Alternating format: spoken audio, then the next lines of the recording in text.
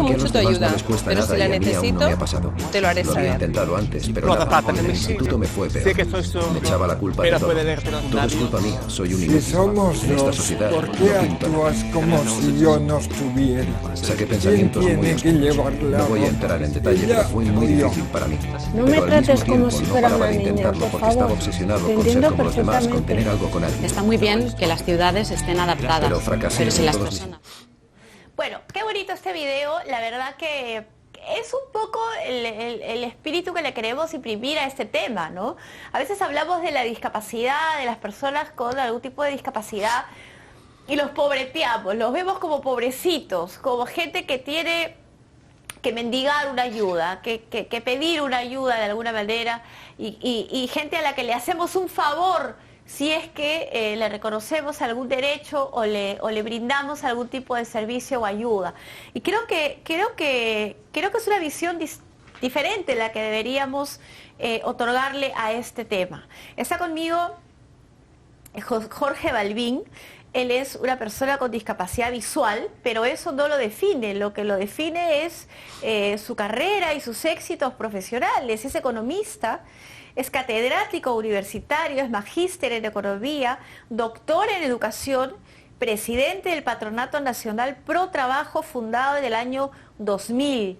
Además es coordinador nacional de la Mesa de Trabajo Sociedad Civil de Personas con Discapacidad y Familiares del Perú, organizado en el año 2011. Y claro, representa, aquí donde lo ven sentado conmigo, a 4 millones de peruanos con discapacidad. El 13% de la población peruana tiene algún tipo de discapacidad. ¿Cómo está, Jorge? Bienvenido al programa, gracias por venir. Mariela, muchísimas gracias por la entrevista. Un saludo a todo el público de Capital y a las órdenes. Hablemos de ese 13%. ¿Este 13% se ha mantenido a lo largo de los años? ¿O es que ahora hay más personas discapacitadas que antes o hay menos? Mira, el año 93, el Instituto Nacional de Rehabilitación desarrolló una investigación a nivel nacional. Y esta investigación arrojó que el 13.08% de la población total, es decir, cerca de 4 millones de peruanos y peruanas, tienen algún tipo de discapacidad. Un segundo elemento importante que se señaló en esa oportunidad es que solo el 19% de las personas con discapacidad tienen un origen congénito, hereditario. El 81% de las discapacidades, 81%, y ese dato es muy importante, se adquiere después del nacimiento. Después del nacimiento. En casos como que, por ejemplo, 81% de gente queda discapacitada después, o sea que no es congénito. Que pudieron ser prevenidos. Como por ejemplo... Desnutrición crónica, enfermedades no prevenidas o mal curadas, accidente de tránsito, que lo vemos todos los días, accidente de trabajo, que también son frecuentes, consecuencias de la violencia que tuvimos en la década de los 80, 90, y fundamentalmente algo que nos va a tocar a todos, Mariela, y eso quisiera que el público que nos ve o nos escucha pudiera tener como referencia, la vejez. Tú sabes de que todas las personas vamos a tener algún tipo de discapacidad conforme pasan los años. Y eso o no sea, dentro decir. de este 13% también estamos considerando a, digamos, la población adulta mayor que sufre ya algún tipo de discapacidad. Así es, también tiene algún tipo de discapacidad. Este dato no es algo irreal, Mariela. Por ejemplo, la Organización Mundial de la Salud, la OMS, que es el organismo mundial en tema de salud, señala que en el mundo, en promedio, las personas con discapacidad somos el 15% de la población total. O sea que encima estamos un poquito por debajo del promedio. Más o menos cerca al promedio, ¿no? Cerca al promedio, Así sí. es. Ahora, es verdad que en esta sociedad peruana, yo no sé si lo extendemos hacia todo el Perú o si se siente más agudo aquí en Lima, tenemos muy poco respeto hacia las personas que tienen alguna discapacidad. Y entre ellos me llama la atención y quisiera mencionar especialmente a los ancianos precisamente, ¿no? Así es. Yo no sé si usted supo, Jorge, de este video que apareció en la semana anterior de un ancianito que subió al Metropolitano y se encontró con que había 2 manganzones sentados en la zona reservada para discapacitados y gente mayor.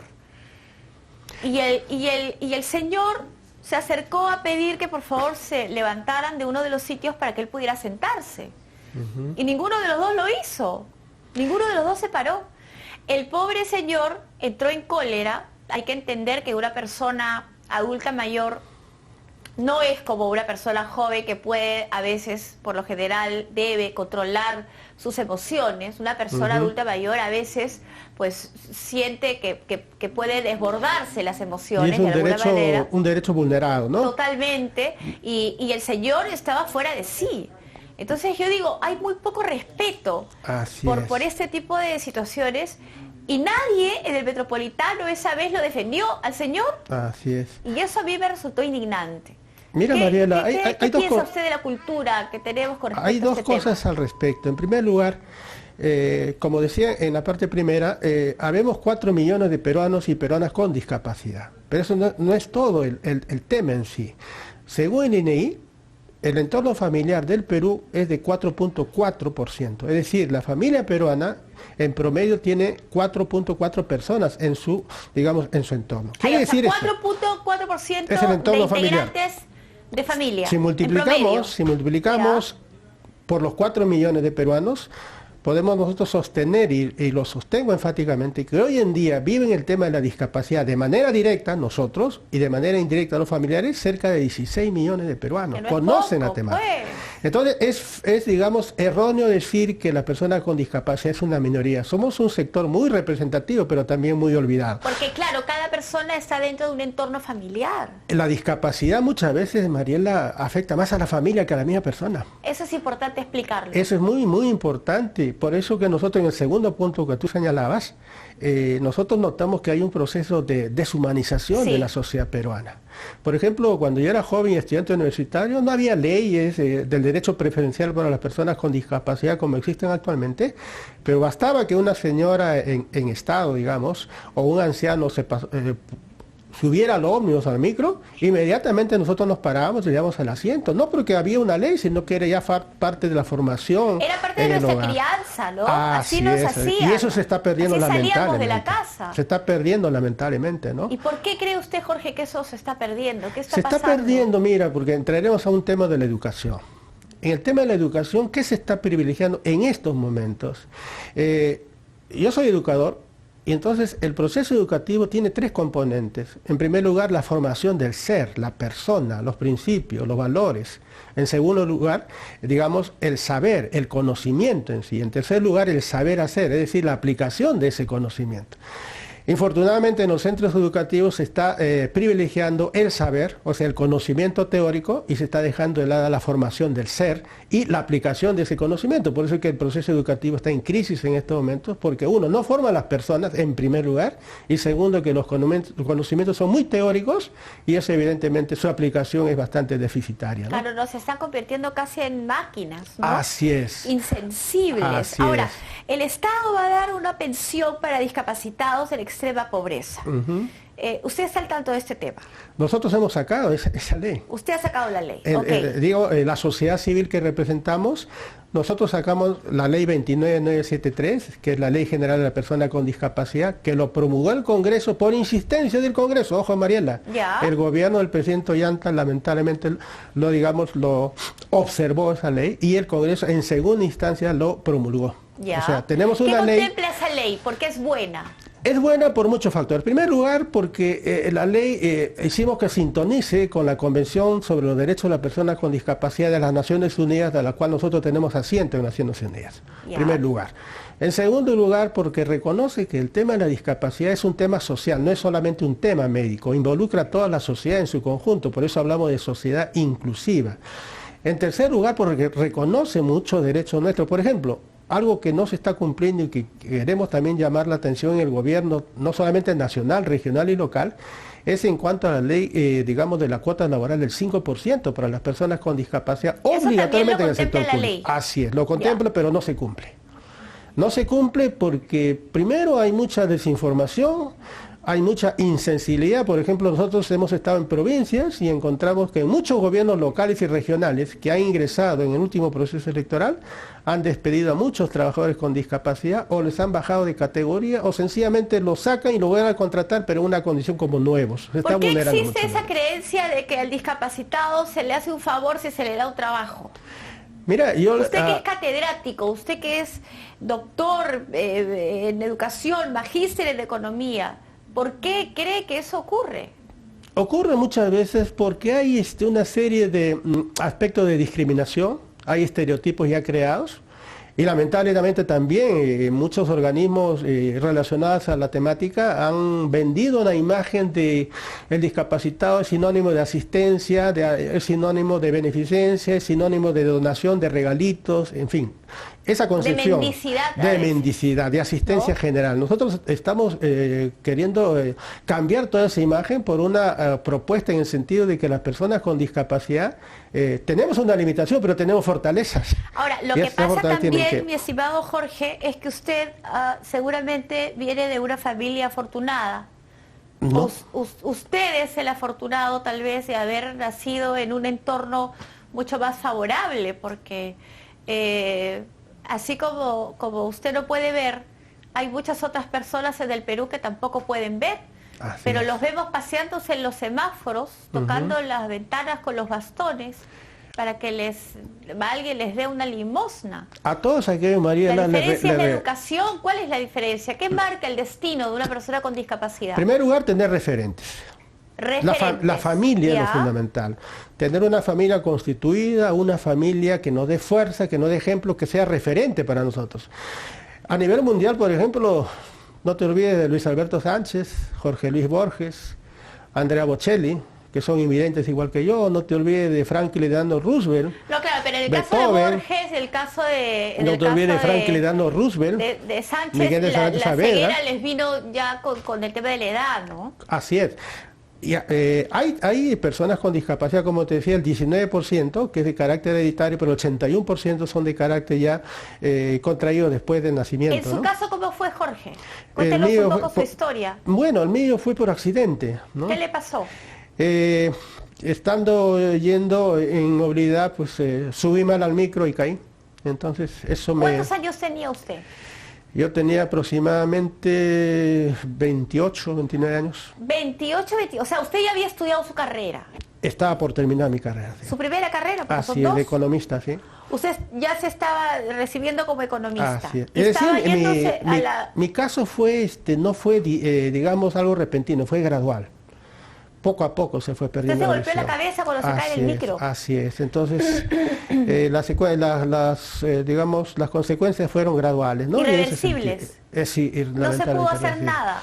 Bueno, de acuerdo a los médicos que me trataron, dijeron que no se podía, digamos, revertir la situación. Pero bueno, ese es un tema, digamos, bastante personal. Yo quisiera más bien, digamos, establecer la nueva imagen de las personas con discapacidad. Nosotros estamos lanzando, por ejemplo, una campaña Humanicemos al Perú, en el sentido de poner a la persona humana como el fin supremo de la sociedad del Estado, tal como lo señala la propia Constitución. La Constitución dice que la defensa de la persona humana, el respeto de su dignidad, son el fin supremo de la sociedad del Estado. Y nosotros somos personas, por lo tanto, estamos coberturados por un marco constitucional de derechos. Y en ese sentido afirmamos que las personas con discapacidad, vamos a acuñar un término, para nosotros son personas con capacidades diferentes. Ya, pero vamos a ver una cosa aquí, Jorge.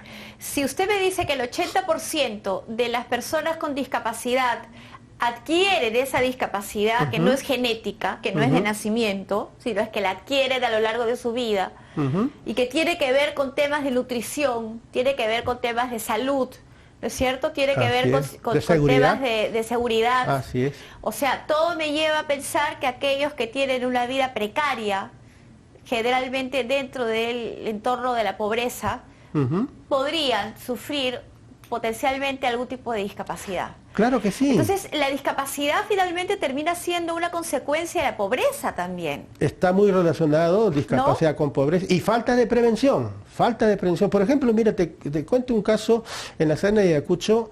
Un jovencito perdió la visión. ¿Sabes por qué? ¿Por qué? Porque hacía mucho esfuerzo. Nadie se había dado cuenta que era corto de vista. Nadie, ni el profesor mismo. Entonces el joven por vergüenza no lo decía y a sus padres tampoco, porque sus padres tenían una condición muy difícil en la parte económica. Entonces el niño forzaba la visión para poder ver, para poder estar al nivel de sus compañeros. Lamentablemente ese forzamiento originó ya una secuela de ceguera, ¿no? Solamente por no tener lentes. La atención a ese niño hubiera sido medirle la vista y tener lentes y no hubiera pasado nada.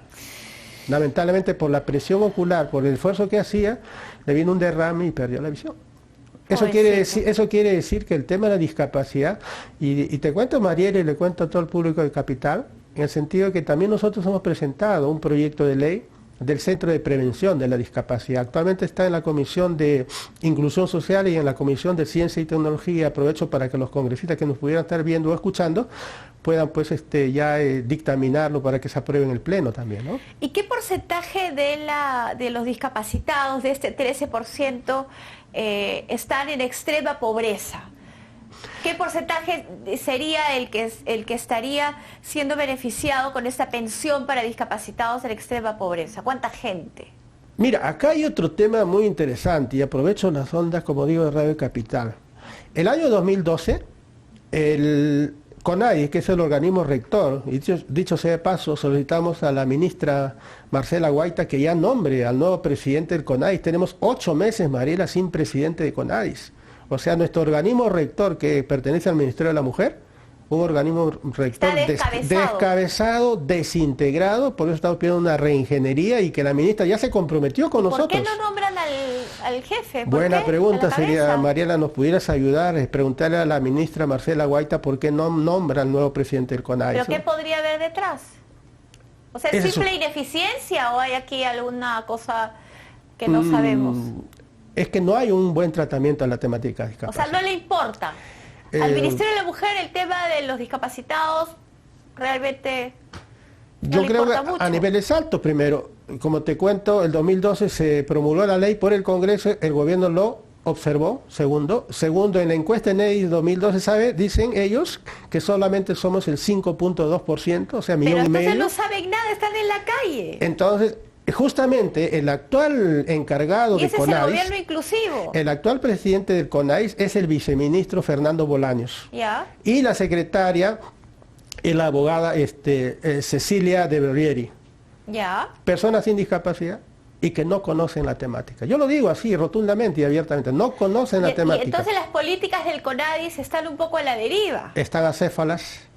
Y no hay un proceso de integración. Y además se manejará el tema, me imagino, con poca sensibilidad social. Es una buena pregunta. Y con nulo conocimiento de causa, porque efectivamente esa institución debería dirigirla a una persona con discapacidad y que conozca la temática. Porque la misma ley, el Decreto Supremo sobre las políticas públicas, señala que las personas que deben manejar la temática de discapacidad tienen que tener experiencia en la temática, lo dice la misma ley. Por supuesto, pero claro. Ahora, incluso acá hay un tema de discriminación. Yo creo que ya linda en el aspecto de la discriminación. Qué ridículo, ¿no? O sea, la persona que debería dirigir el CONADIS, efectivamente no nos habíamos puesto a pensar en eso, pero Jorge nos está desasnando aquí a todos. Es el viceministro. Debería ser una persona que tuviera algún tipo de discapacidad. Así es. ¿Es cierto? Que conozca la temática. Que sepa de la temática. Y que tenga compromiso con nosotros. Bueno, pues vamos a atender una llamada, Jorge. Correcto. Hola. Aló, buenas tardes. Hola. Aló, sí, buenas tardes. Hola, ¿qué tal? ¿Cuál es tu nombre? Teresa. Hola, Teresa, bienvenida a Contracorriente, cuéntanos. Sí, justamente, como usted dice, hay que tener la vivencia para poder saber lo que es en realidad una persona con discapacidad. En mi caso particular, la discapacidad es mental, ¿no? Tal vez cuando hay una discapacidad física, de una u otra forma, porque hay una mente que funciona, lucha por salir adelante. En el caso de que hay una persona con discapacidad mental, entonces se hace un poco más difícil y la discriminación es mucho mayor. CONADIS realmente como ente, mi hijo está afiliado a CONADIS. Como ente, CONADIS no hace nada. Mi hijo ha sufrido una serie de discriminaciones en el hospital Rebagliati cuando él se ha ido a atender, y no solamente en el Rebagliati, en diferentes entidades de salud, y en las cuales yo he presentado quejas, y CONADIS nunca ha hecho nada a favor de estas personas con discapacidad. Tengo allí todo un legajo de documentos en cuanto a CONADIS. CONADIS me mandó a otra entidad que era la de atención del asegurado, ¿no? Y por último me dijo, usted tiene que ir a la fiscalía. O sea, ¿qué solución, qué hace, qué papel desempeña CONADIS? Le digo, frustrante, es muy frustrante tener una persona con discapacidad, sea discapacidad física o mental, y que CONADIS, como un ente que debería realmente proteger a estas personas y darles el derecho que correspondan, no lo hacen. No lo hacen, y lamentablemente, como le digo, esto me ocurrió el año pasado, hasta ahorita estoy sufriendo consecuencias. Rebagliati hasta ahorita no, de una operación que le hicieron a mi hijo, que es un joven con retardo mental severo, realmente hasta ahorita él está sufriendo consecuencias, está desde el año pasado, desde el mes de agosto, con antibióticos por una operación mal hecha y un maltrato, le digo que a mí me llevó a una depresión.